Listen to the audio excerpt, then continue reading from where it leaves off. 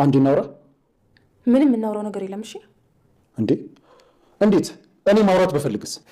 እኔ ደግሞ ማውራት አልፈልግም። ትዝታ በቅርቡ ትመጣለች፣ እያንዳንዱን ትጨርሳቸዋለች። ስለዚህ እኔ እሷን ጠብቃታለሁ። ቃል እንዴ? ቆይ ባሏ እያለ አንተ ምን ቤት ነህ? ከትዝታ እኔ እንጂ እሱ ሊያስጠላት አይችልም። እንዴት ማለት? እቅዷን ሁሉ ስለማቅ። ቆይ ወንድሜ፣ ልጇን ያስገደለችባት እሷ ነች አይደል? አዎ። እቺ ሴጣን! ወንድሜ መቼስ ግድያው ላይ እጅ የለበትም አይደል? በፈጣሪ የለውበትም በላይ።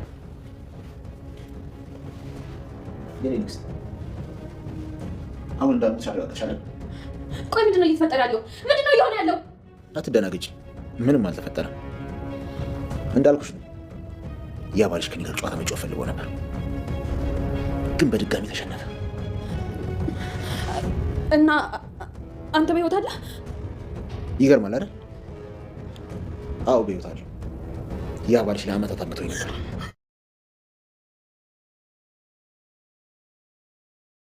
ሁለቱም ያፌቶች እንዳልሞቱና በህይወት እንዳሉ ተረጋገጠ።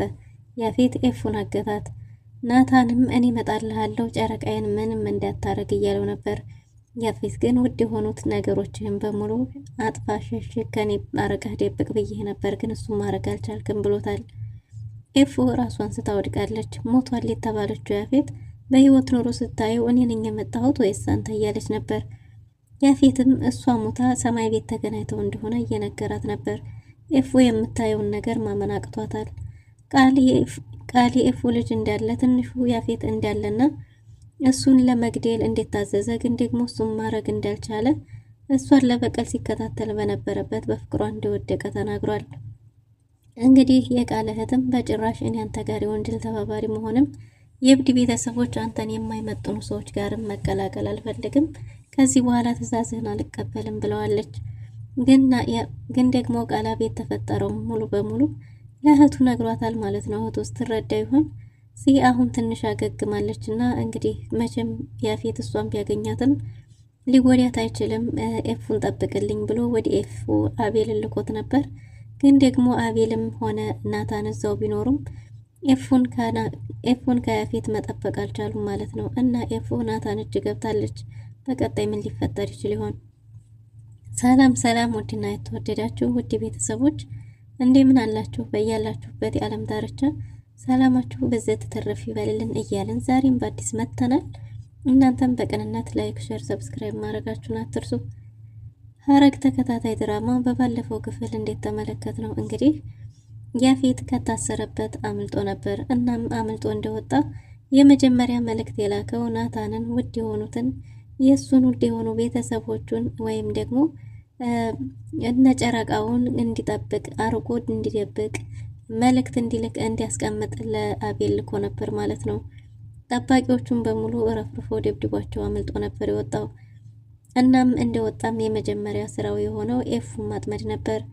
ኤፉም እንግዲህ ብቻዋን ቤት ውስጥ ተዘናግታ በተቀመጠችበት አቤል ለሷ መናገር ባይፈልግም እንግዲህ የዚህ ነገር ደግሞ መሀል ገብቶ አሳስቧቸው ስለነበረ የጠጣችው የተመረዘ ውሃ ራሷን ስታ ወድቃ ስለነበረ እሷን ይዘው ሐኪም ቤት ከዚህ ሲሯሯጡ ኤፉ ደውላ ናታን ስልክ እያነሳላት ስላልነበረ ወደዛው መጥቼ ጽን ጠይቃታለሁ፣ ጽ ምን ላይ ነው ያለችው፣ እንዴት ናት አሁን እያለች ነበር። አቤልም እባክሽ አንቺ ከቤት እንዳትወጪ በርሽንም ዘግተሽ ተቀመጭ እያላት ነበር። ለምን እንደዛ አልክ? ለምንድን ነው ከቤት ማልወጣው? አትቀልድ፣ እኔ ከቤት ሞጥቼ ጽን መጠየቅ እፈልጋለሁ ብለው ነበር። አቤል ግን እሱ እስከሚመጣ ድረስ በጭራሽ ምንም ነገር ማድረግ እንደሌለባት እየነገራት ነበር። ምንድነው የማላውቀው አዲስ ችግር አለው አዲስ ነገር አለው ብትለውም ብዙ የማታውቃቸው ነገሮች ስላሉ እኔ መጥቼ እነግርሻለሁ ሁሉንም ነገር፣ እስከዛ ድረስ ግን ከቤት እንዳትወጪ ብሏት ነበር። እና ናታንም እንግዲህ ናታንና አቤልም ጽን ከሆስፒታል አውጥተው ቤቷ ካደረሷት በኋላ ያፌት የሚሄድበት ቦታ አለኝ አንተ ወደ ጽን ሄድ ብሎት ነበር፣ ወደ ኤፉ ሄድ ብሎት ነበር። እናም እንግዲህ መጀመሪያ አንድ መልእክት አለኝ ደስ የማይል ዜና አለኝ ብሎት ነበር። እሱም ምንድነው ሲለው ያፌት የሱን ውድ የሆኑ ነገሮችን አርቆ እንዲያስቀምጥና እንዲጠብቅ በዛ ላይ ደግሞ አምልጦ እንደወጣ ለናታን ነግሮታል። ናታንም አምኜህ ነበር እንዴት እንደዚህ ታረጋለህ እያለው ነበር። ወደ ውስጥ እንደገባ እሱን አንቆት ቁልፍ ይዞ እንደወጣና የውጭንም ሁላቸውንም ደብድቦ እንዲያመለጠ ተናግሯል። እና በዚህ ሰዓት እውነቱን ማወቅ አለበት ብሎት ነበር። በጭራሽ እሷ ስለሱ መስማት የለባትም። ስለሱ አውቃ እንድትረበሽብኝ አልፈልግም። አንተ አሁን ወደ እሷ ሂድ። ጺም ቢያገኛት መቼም ምንም አያረጋትም። እሷን እሱ አይጎዳም። ስለዚህ እኔ የሚሄድበት ቦታ አለኝ ብሎት ነበር። እናም አቤልም ወደ ቤት ተመልሶ ሲመጣ እንግዲህ እየጠየቀችው ነበር ማለት ነው። አቤልን ምንድነው የተፈጠረውን ነገር ንገረኝ እያለችው ነበር። እሱም ምንም የተፈጠረ ነገር እንደሌለና ግን ደግሞ ከቤት መውጣት እንደሌለባት ሲያስጠነቅቃት አሁን ሄጄ ጺን እጠይቃታለሁ። ጺን መጠይቅ ማየት አለብኝ። ለምንድን ነው ከቤት የማልወጣው? የተፈጠረ ነገር አለ እንዴ? እያለች እየተጨቃጨቁ ነበር። በዚህን ሰዓት እንግዲህ የበር መንኳኳት ድምጽ ሰምተው በሩን ከመክፈታቸው በፊት የሆነ ወረቀት በበር ተልኮላቸዋል። ወረቀቱን አቤል አንስቶት ኤፉ እንዳታየው ከሷ ለመደበቅ ቢሞክርም ኤፉ ግን አምጣ ካላየሁት ብለው ነበር። እሷም እንግዲህ በጭራሽ እሱ አይሆንም አታየው የሚቅርብሽ ብሏት ነበር። ግን ደግሞ ሲከለክላት ኤፉ አቤልን በጥፊ መታው አስገድዳ ተቀብለዋለች። ወረቀቱንም ስታነበው እጅግ በጣም ተረብሻለች። መጥቻለሁ ወይም እንግዲህ ምንድነው ቁማሩን ተሸንፈሃል፣ ውድ የሆኑ ነገሮችን አረቃ አስቀምጥ ብዬ ነበር እና ቁማሩን ደግሞ እንደማታሸንፍ ነግሬህ ነበር፣ ተሸንፈሃል፣ መጥቼልሃለሁ የሚል መልእክት ነበረው። እሱም ደግሞ የያፌት ጽሑፍና ያፌት እንደሆነ የሚያስታውቅ ነበር። ያፌት ሞቶ የለም ወይ ያፌት አልሞተም እንዴ ስትልም ያፌት እንደሞተ ተነግሯን ነበር ማለት ነው። እና ያፌት ከሞተ ይሄ ጽሑፍ የራሱ የእጁ ጽሑፍ ነው እና ማን አመጣው የሚል ጥያቄ አንስታለች እፉ። እንግዲህ ያፌት እንደሞተና ግን ደግሞ ምናልባት አስመስለው ጽፈውት ሊሆን ይችላል የሚል ሀሳብ ነበር የመጣው። እናም ግን አይ ይሄ ነገር እሷ ራሷ መሆን አለባት፣ እሱ ራሱ ነው ወይስ አይደለም እያለች እያሰበች ባለበት አቤል እንዴት ነው የሞተ ሰው ሊመጣ የሚችለው? ምናልባት ሌላ ሰዎች ናቸው፣ ሌላ ጠላቶች ናቸው እያሏት ነበር። ሌላ ጠላት እንዴት ነው? ከየት የመጣ ጠላት ነው? እኛ ሌላ ጠላት ያለን? እኛም በዚህ ልክ የሚከታተለን ማን ነው? ይሄ ጽሑፍ እኮ የራሱ የያፌት ነው እያለች ነበር። አቤልም አስመስለው ጽፈውት ይሆናል እንጂ እንዴት ነው የሞተ ሰው የሚመጣው እያሉ እየተጨቃጨቁ ሳለ ናታን ወደ ቤት ተመልሶ መጥቷል ማለት ነው። ናታንም ሲመጣ የኔ ናታን ሞቷል አይደል? የማየው ነገር እውነት አይደለም አይደል እያለችው ነበር። ናታንም እንዲተረበሽ ስላልፈለገ አዎ ይሄ ያፌት ሞቷል፣ የሞተ እንዴት ይመጣል? ልክ እንደ ልጃችን ያፌት ነው አይደል የሞተው ስትለው ሁለቱም ያፌቶች ሞተዋል አይመጡም እና ይሄ በዚህ እንዲተረበሽ አልፈልግም፣ እያስመስለው ሌላ ሰው ነው የሚሆነው ብለው አረጋግተዋት ነበር። ኤፉም እንግዲህ በዚህ ሀሳብ ተረጋግታ አርፋ ቁጭ ብላ ነበር። አቤልን ሊያናግረው ናታን ይዞት ወደ ውጭ በወጣበት ሰዓት ነበር እንግዲህ ኤፉን ራሷን ያፌት ጋር ያገኘችው ማለት ነው። አቤልና ናታንም እያወሩ ባለበት አቤል እውነቱን ማወቅ አለባት፣ ስለ ያፌት ሁሉንም ነገር ልትነግራት ይገባል እያለ ነው። ናታን ደግሞ እንድትረበሽና ድብርት ውስጥ እንድትገባብኝ እንድትጨናነቅ አልፈልግም፣ በጭራሽ ያን ፈገግታዋን ማጣት አልፈልግም እያለ ነው። ግን ደግሞ እውነቱን ማወቅ አለባት፣ ራሷን መጠበቅ አለባት እያለ ነው። አቤልም አንተ ከሷ ጋር ሁን፣ እኔ ደግሞ እመጣለሁኝ የሆነ ቦታ ሄጄ እመጣለሁ እያሉ እያወሩ ሳለ እንግዲህ ድንገት ኤፉን ከቤት አውጥቶ ወስዷታል ማለት ነው። ከቤት አውጥተው ወስደዋት ራሷን ያፌት ፊት ለፊት አይተዋለች። ያፌትን ስትመለከት ማመን አቅቷታል ማለት ነው። ያፌትን ባየች ጊዜ እጅግ በጣም ተደናግጣ በህልሟ መስሏት ራሷን ስታ ነበር የወደቀችው። ራሷን ስታ ስትወድቅ አይኔ ነው አይደል? መቼም አይኔ መሆን አለበት ሙቴ የለም እንዴ ስትል ነቅታ መልሳ ራሷን ስታ ወድቃለች ማለት ነው።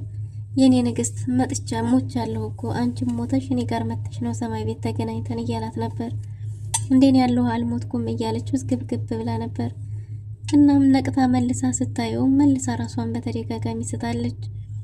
ኤፉ ምን በህልሜ ነው ወይስ በእውነቴ ነው ወይስ እኔ እንዴት ነው መቼ ነው የሞትኩት እንዴት ነው የሞትኩት እያለች ነበር። ያፌትም ስለ ልጇ እየጠየቃት ነበር። ልጃችሁ አንቺ በሱ ህይወት ላይ ምንም ዋጋ የለሽ ማለት ነው፣ ካንቺ የበለጠ ልጅሽ ዋጋ ኑሮት ልጅሽ እንደበቀው ማለት ነው እያለ እንግዲህ ስለሞቱም ያወቀ አይመስልም። እናም ያፌት ለ6 ዓመታት ያፌትን አስሮት ባሏ አግቶት እያሰቃየው እንደነበረና እንዳልሞተ ተናግሯል። ያፌት ናታንም ቢሆን መድኃኒቱን እንደማይወስድና ያፌት እንዳላበደ ያውቅ ነበር። ግን ደግሞ ስህተት የሰራው ይህን ሁሉ ነገር እያወቀ ራሱ ናታን ነበር። ናታን ግን እጅግ በጣም ያዘነውና የተቆጣው በአቤል ነበር።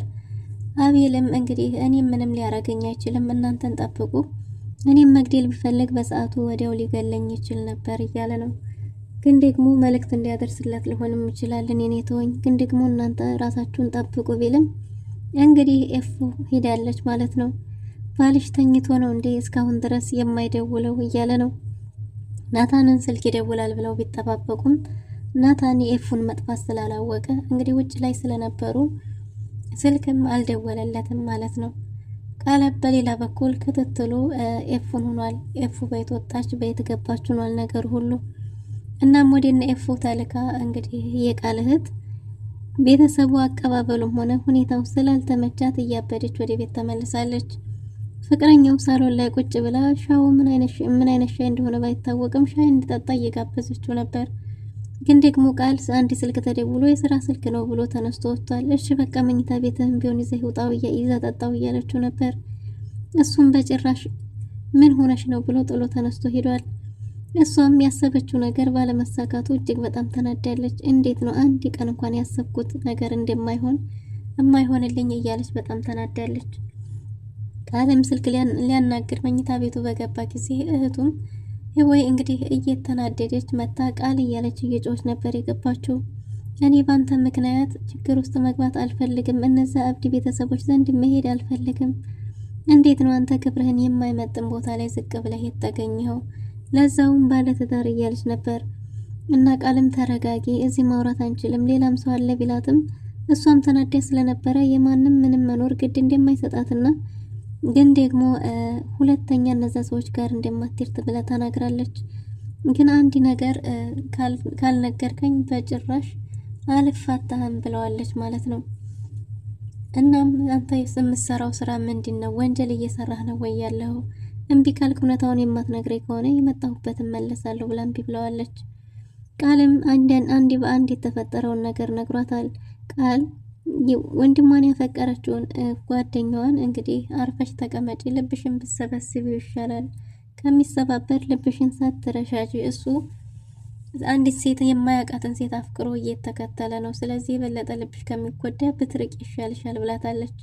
እሷም እንዴት እንደዚህ ትኛለሽ? እኔ እኮ ጓደኛሽ ነኝ ብትላትም የራስሽ ጉዳይ፣ እኔ ለራስሽ ብዬ ነው ብላ ጥላት ሄዳ ነበር። ጓደኛዋም እንግዲህ እንዴት በዚህ መልክ ታናግረኛለች ብላ የቃልን እህት የሚበቀል ሰው ብታናገርም ግን ደግሞ ባንዴ እንደዚህ አይነት ውሳኔ መወሰን የለብኝም፣ አንድ እድል መስጠት አለብኝ ብላ ሀሳቧን ቀይራለች። እናም ይቅርታ ጠይቃት እንግዲህ ስለ ሁሉም ነገር ማውራት ጀምረዋል ማለት ነው።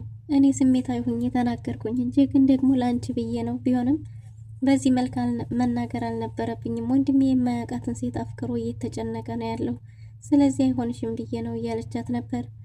እሱም ለእህቱ እንግዲህ የተፈጠረውን ነገርና ኤፉን እንዲበቀላት ልጇንም እንዲገል ወደ እሷ የላከችኝ አክስቴ ነበረች፣ አክስቴ ትዝታ ነበረች ብሏል። መቼም ወንጀል ውስጥ እጄ የለም አትለኝም አይደል? በልጇ በጣም ተጎድታለች እኮ፣ ስለዚህ እሷ ልጅ አንተ አልገደልከውም አይደል እያለችው ነበር። እሱም እንግዲህ እጄ ንጹህ ቢሆን ደስ ይለኝ ነበር ግን ደግሞ ብሏል።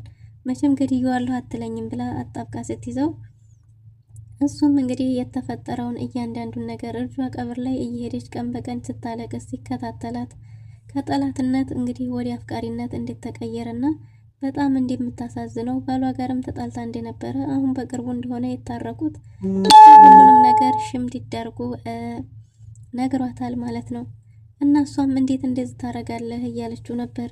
አክስቴ እንዲገላትና እንዲበቀላት ነበር የላከችኝ፣ ግን ደግሞ እኔ እሱን ማድረግ አልቻልኩም ብሏታል።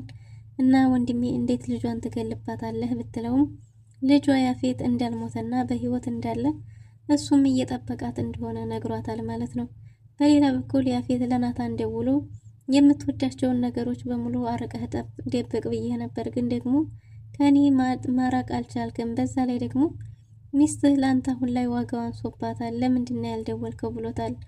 ናታን ተደናግጠው ኤፉን ፍለጋ መኝታ ቤት ውስጥ ቢፈላልጓትም ኤፉ አልነበረችም። እናም እንግዲህ ለያፌት እኔ ራሴ እመጣልሃለሁ፣ ኤፉ ምንም እንዳታረጋት፣ የኔን ጨረቃ ምንም እንዳታደርግ እኔ ራሴ እመጣልሃለሁ ፊት ለፊት ብሎታል ማለት ነው።